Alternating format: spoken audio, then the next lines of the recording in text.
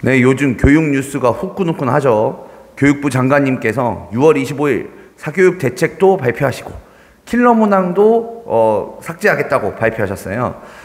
대통령님은 사교육과 교육당국의 이권 카르텔이라면서 평가원을 감사하려고 하고 계신데요. 그래서 지난번 컨텐츠와 마찬가지로 저도 교육 관계자로서 조금이나마 교육에 도움을 드리고자 대통령님에게 조금이나마 힘이 되고자 준비했습니다.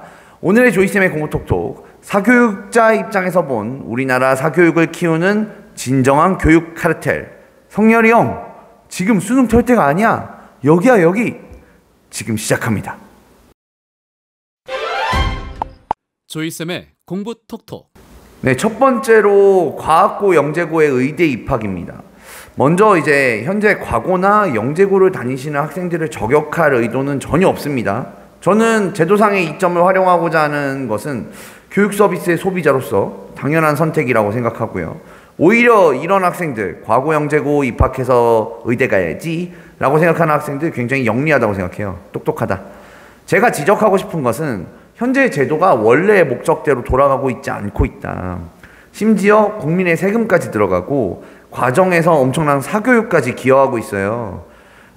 이 과학고 영재고 학생들이 의대 입학을 하는데 우리나라 과학고 영재고가 국가가 이공계 인재를 만들어내기 위해서 국가의 세금을 넣어가지고 학생 한 명당 수업료가 500만 원 막 이래요. 그 정도 투자를 하는 거죠, 국가가. 그래서 대학교 수준의 실험 장비, 우수한 선생님, 엄청난 커리큘럼 이런 것들을 공급하면서 운영해요. 심지어 이제 수능과도 관련이 되게 없어요. 그래서 되게 부담 없게 해준다 이거죠. 야, 너네는 우리나라를 이끌어갈 놈들인데 이런 거 막 공부 막 하지 마. 너 실험하고 연구하고 그래. 이렇게 배려가 돼 있는 거예요. 수능과 상관없이 좋은 대학 갈 수 있게 배려가 돼 있는 거죠. 아니, 그런데 이런 학생들이 이공계 인재는 되지 않고 의사가 되고 있습니다. 어떻게 보면 세금이 낭비되고 있는 거죠. 굉장히 많은 수가 의대를 가고 있고 교육부도 과고 영재고도 다 알고 있습니다. 올해 초에도 교육부가 이거 관련해 가지고 여러 가지 정책을 내놨는데 단호하게 대처하기가 어려워요.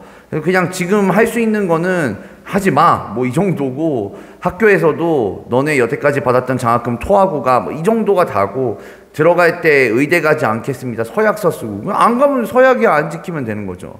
심지어 이제 그 와중에 학생들이 어떻게 이용하냐면 과학고를 졸업해서 재수하거나 반수를 하는 거예요. 그러면은 과학고 서류가 있으니까 굉장히 좋은 상태로, 이 친구들 똑똑한 친구니까 수능 거의 만점 받고 이제 좋은 의대로 가버리는 거죠. 그럼 장학금을 토하지 않고도 의대에 갈 수 있어요. 요즘에 뭐 재수하고 반수하는 게 뭐 이렇게 큰일이 아니잖아요. 그냥 제가 보기에는 과고 영재고 학생들 의대 못 가게 막아버려야 돼요. 어떠한 형태로든. 이게 대통령님이 신경 써야 될 부분입니다. 과고 영재고 갈 때 학원 엄청 다녀야 되거든요. 초등학교 때부터 엄청 다녀야 되고, 그런 친구들 만들어가지고 그래 국가에 보탬이 되면 좋은데 그 와중에 또 세금 루팡하고 의사 되지 않습니까? 조이쌤의 공부톡톡. 이 다음은 국제중 자율중입니다.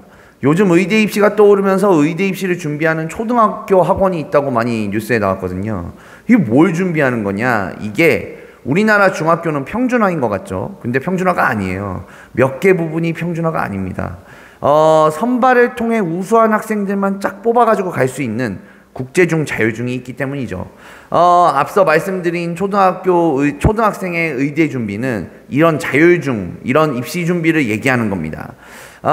그래서 초등학생 중에서 아무래도 좀 똘똘하고 좀 욕심도 있고 상위권인 학생들만 쫙 모아가지고 국제중이나 자율중에 모아서 수업을 하기 때문에 학교 전체 교육 수준이 당연히 높겠죠. 네, 이상한 학생도 별로 없고요. 이런 학교에 가려면 뭐가 필요하겠습니까? 당연히 사교육이 필요합니다. 전문 입시학원에 초등학교 때부터 보내야죠. 거기서 고급 레벨을 받고 거기서 학원에서 공부도 시키고 자소서도 준비시켜주고 면접도 준비시켜줘야 이런 좋은 학교에 갈 수 있습니다. 조이쌤의 공부톡톡. 다음 이 사교육 카르텔로 수사해야 될 부분이 어디냐. 바로 저는 영어 특기자 전형이라고 생각하는데요. 영어 선생님이잖아요. 잘 알고 있죠. 이게 마찬가지로 영어 특기자 전형을 준비하시는 분들을 저격할 의도는 전혀 없습니다. 네, 국제중도 마찬가지고요. 여러 가지 형태가 있어요. 근데 일단은 첫 번째로는 대학교에서 수시로 학생을 선발할 때 영어 면접을 보는 경우가 있어요. 현실적으로 일반고에서 교육과정 속에서 영어 면접 준비할 수 있나요? 우리나라에서 일반고에서 열심히 수업받으면은 영어 면접을 볼 수 있나요? 아니죠. 네, 당연히 영어 면접을 준비하러 사교육 현장을 찾게 되겠죠. 뭐 아니면은 외고를 가든가. 네. 그래서 이런 것들이 바로 이제 교육부가 알면서 이렇게 눈 가리고 있던 부분이 아닌가 싶고요. 두 번째는 대학교 중에 공인 영어 시험, 뭐 토익, 토플, 탭스, 오픽 이런 점수를 내면 입시가 가능한 심지어 인서울에 학교들이 있습니다. 이런 시험은 당연히 공교육에서 못하겠죠. 사교육에서 준비해야 되는 시험들인데 이거 점수 내면 우리 학교 입학시켜줄게. 물론 모든 과로 입학하는 건 아니에요. 언어 관련한 과인데 어쨌든 예전보다 엄청 줄었어요. 많이 줄었는데 그래도 아직도 존재합니다. 이거 교육부가 모를까요? 알고 있을 것 같은데요. 세 번째는 재외국민 전형입니다. 재외국민 특별 전형이라는 게 있어요. 외국에서 유학 중인 학생들이 대한민국 대학교를 입학할 때 대한민국 학생들과 다른 전형을 통해서 입학하게 됩니다. 수능에서 몇 과목 빼주기도 하고요. 그냥 한국어 능력시험, 토픽 점수 제출하고 면접 보고 뽑기도 해요. 이게 기준이 보통 해외 체류 3년이거든요. 보통 이제 아버님이 일하시거나 뭐 그랬겠죠.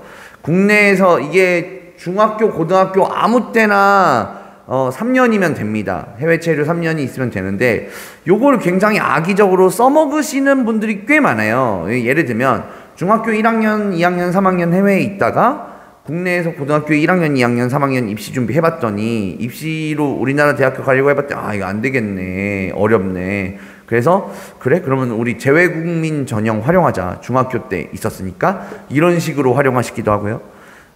중학교 1학년, 2학년, 3학년 국내에서 애를 가르쳐 봤더니 아 얘는 안 되겠다. 공부할 애가 아니네. 해외로 나가서 고등학교 1, 2학년, 2학년, 3학년 보내고 재외국민 전형으로 인서울의 좋은 대학교에 들어가기는 그런 전략을 쓰기도 합니다.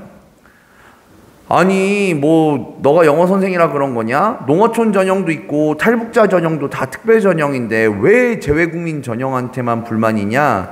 탈북자 전형은 부모님이 선택할 수가 없잖아요. 내가 아이의 대입을 위해서 탈북해야겠다 뭐 이럴 리가 없잖아요. 그리고 농어촌 전형은요 기준이 3년이 아니라 6년이에요. 6년이라서 재외국민 전형처럼 이렇게 전략적으로 이용하기 쉽지 않아요. 근데 재외국민 전형은 일종의 하나의 카드로 여겨지고 있어요. 그래서 조금 유학을 보내실 만한 재정적인 여유가 되는 집안에 전문 입시 상담하시는 분들이 권하기도 합니다. 조이쌤의 공부 톡톡. 마지막으로 이제 논술 전형과 예체능 특기자 전형이 있는데요. 이것도 이제 지난 컨텐츠에서 말씀드렸는데 이게 전적으로 사교육에 의존하는 전형이라고 할 수가 있어요.